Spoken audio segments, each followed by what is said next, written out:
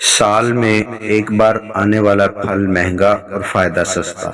آلو بخارے کے اندر نکلنے والی گٹھلی پھینکنے لگے ہیں تو رک جائیں، پہلے اس کے یہ فوائد جان لیں۔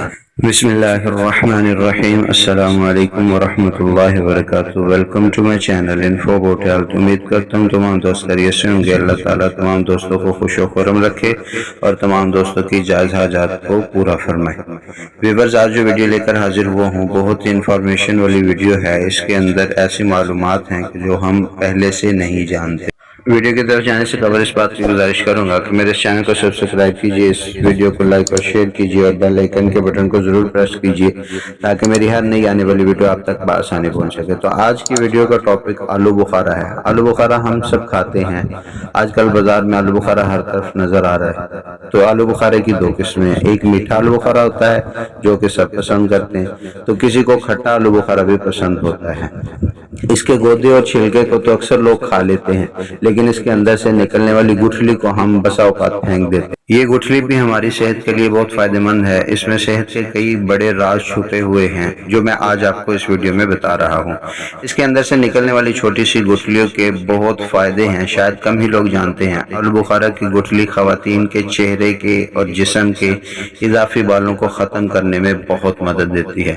اس میں ایک ایسی چیز موجود ہوتی ہے کہ جو باریک بالوں کو جڑ سے باریک کر دیتی ہے، اور اس میں موجود بہت ساری ایسی چیزیں ہیں جو بالوں کی جڑوں کو کمزور بنا دیتی ہیں، جس کی وجہ سے غیر ضروری بال ختم ہو جاتے ہیں۔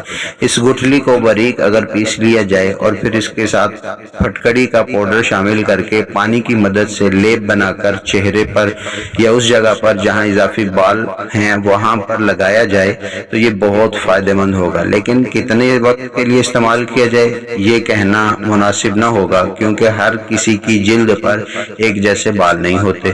کچھ لوگوں کو 3 ماہ کے استعمال سے بھی فائدہ ہو جاتا ہے اور کچھ لوگوں کو زیادہ عرصہ اس کا استعمال کرنا پڑتا ہے کیونکہ ان کے بال کافی موٹے ہوتے ہیں۔